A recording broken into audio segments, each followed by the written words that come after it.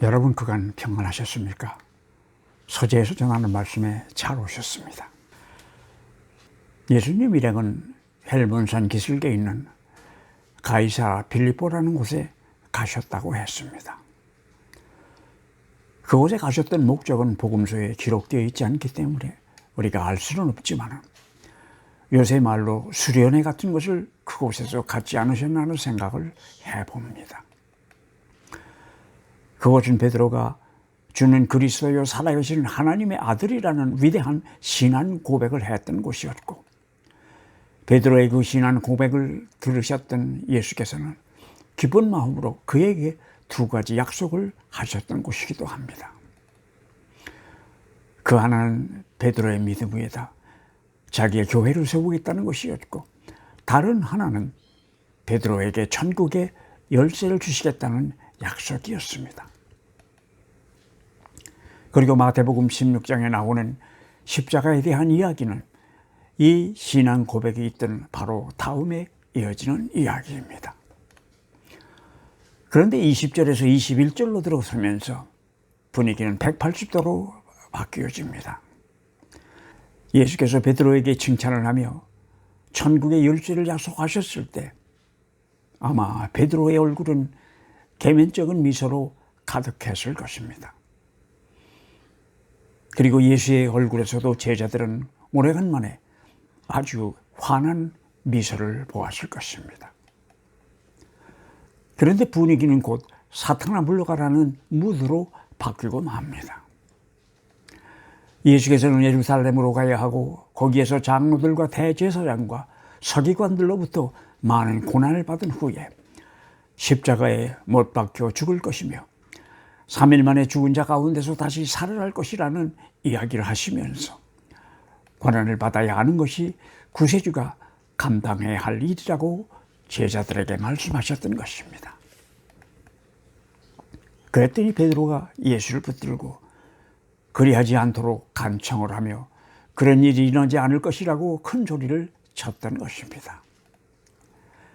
개역 한글판에서는 이 대목에서 베드로가 예수를 붙들고 간하여 가라되라고 번역하고 있으며, 현대말로 번역되었다는 새 표준 번역에는 이에 베드로가 예수를 꼭 붙들고 항의를 했다고 되어 있습니다. 그런데 영어 성경을 보면은 베드로가 예수를 리뷰크한 것으로 번역하고 있습니다. 이 리뷰크라고 하는 단어는 훈계한다든지 꾸짖는다는 뜻이 포함되어 있는 어휘입니다. 그런데 원어 성경에서 사용하고 있는 에피티만이라고 하는 동사는 한글 성경에 번역된 붙들고 간한다거나 꼭 붙들고 항의를 하는 것보다는 훨씬 강하고 심각한 표현입니다. 예를 든다면 예수께서 십자가에 달리실 때에 그 옆에 달렸던 두 죄수 중 하나가 예수가 하나님의 아들이거든 본인도 살리고 자기들도 살리라고 조롱했을 때 이를 꾸짖은 다른 죄수가 있었다고 했습니다. 이때 그 죄수가 다른 죄수를 꾸짖었다는 표현으로 누가는 이 에피티만이라는 단어를 사용하고 있습니다. 이 표현이 쓰였던 몇 가지 다른 정황을 살펴보더라도 간했다거나 항의를 했다는 표현보다는 아마도 버럭 성질을 내며 소리를 쳤다고 하는 것이 당시의 분위기를 설명하는데 더 적절할지도 모르겠습니다. 그러나 한국의 번역은 사제지간의 예의를 중히 생각하는 한국적인 문화 감각에 맞도록 순화시킨 번역이었을 것이라는 생각을 배제할 수는 없습니다. 베드로가 항의를 하는 기색을 보자 예수께서는 돌아서서 베드로를 사탄이라고 부르며 뒤로 물러가라고 호통을 치셨던 것입니다. 그러면서 그는 하나님의 일은 생각하지 않고 사람의 일만 생각하기 때문에 자기가 가는 길에 걸림돌이 된다고 말씀하십니다. 바로 이 하나님의 생각을 하지 않고 사람의 생각을 한 것이 베드로가 예수로부터 책망을 들은 이유였습니다. 그렇다면 인간이 과연 하나님 생각을 한다는 것이 무슨 뜻이며 그것이 가능할까 하는 것입니다. 여러분은 얼마나 하나님의 생각을 하실 수 있으십니까? 인간은 인간이기 때문에 인간의 생각을 하게 마련입니다. 그러나 또 인간은 하나님의 생각에 잇대어 살 수 있는 천성을 지니고 창조되었습니다. 어쩌면 하나님께서 자기의 형상을 따라 아담을 만드셨다는 말씀이 바로 그런 뜻이 아닌지 모르겠습니다. 이것은 유한을 살아가는 인간이 하나님의 영원을 생각할 수 있는 능력을 지니고 있다는 이야기일 것입니다. 인간은 유한한 인생을 살아가는 존재이지만 하나님의 생각에 잇대어 살 수 있도록 창조된 피조물이라는 이야기입니다. 그러나 우리는 인간의 생각으로 가득 차 있습니다. 그래서 인간의 생각을 하며 인간처럼 살아가고 인간처럼 행동하고 그래서 하나님으로부터 멀리 떠나 있는 것입니다. 그렇기 때문에 우리는 바보처럼 생각하고 내 생각에 그려내는 것을 성공의 기준으로 삼습니다. 그러다가 하나님의 영이 우리를 일깨울 때면 잠시나마 하나님의 마음을 들여다봅니다. 그러나 우리는 우리의 많은 시간을 유한한 인간의 생각을 하며 인간으로 살아갑니다. 예수께서는 바로 그 하나님의 생각의 원천이십니다. 가이사랴 빌립비에서 그때 예수께서는 하나님의 생각을 잊어버리고 인간의 생각으로 꽉 차 있는 베드로를 보셨던 것입니다. 그래서 예수께서는 베드로를 사탄이라고 꾸짖으셨던 것입니다. 일찍이 하나님께서는 선지자 이사야를 통하여서 나의 생각은 너의 생각과 다르며 너의 길은 나의 길과 다르다고 말씀하지 않으셨습니까?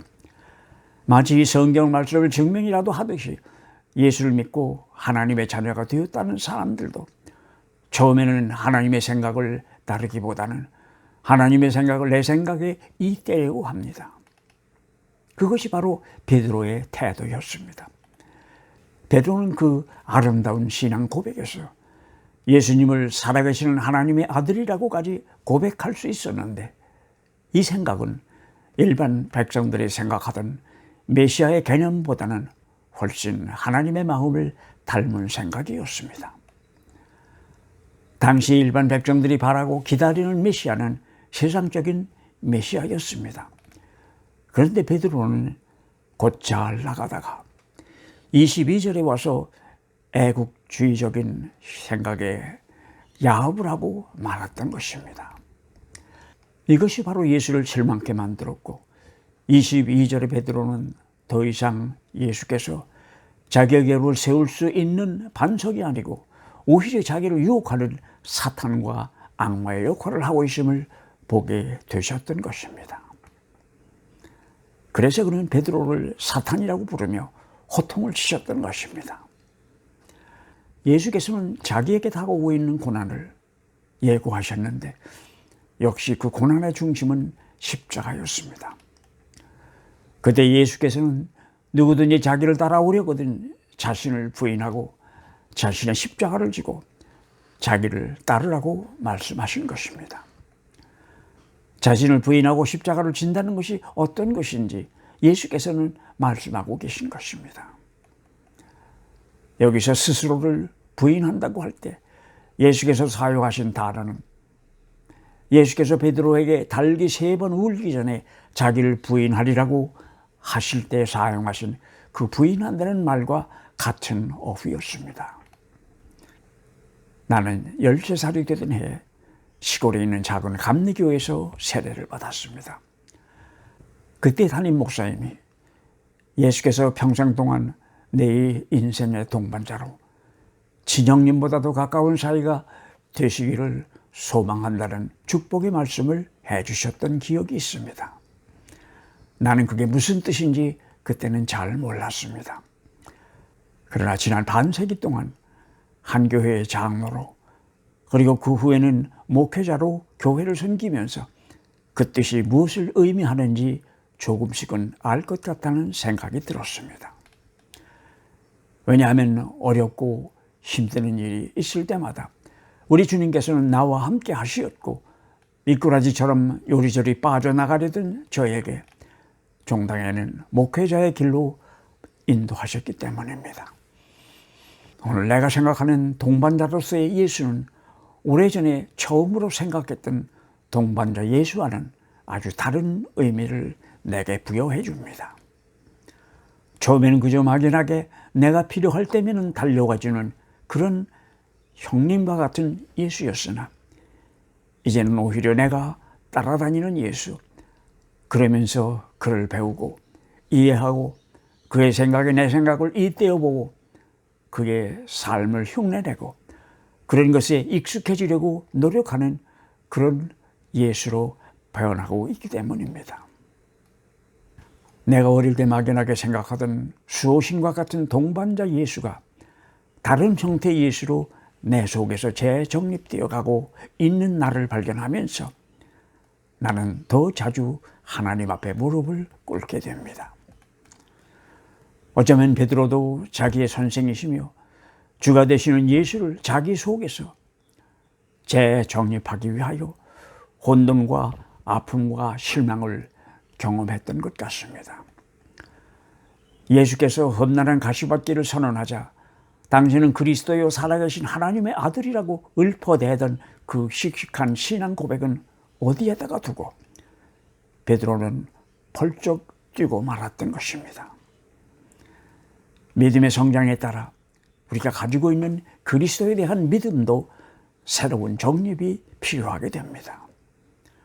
어쩌면 그것이 바로 우리의 믿음이 성장하는 징표인지도 모르겠습니다.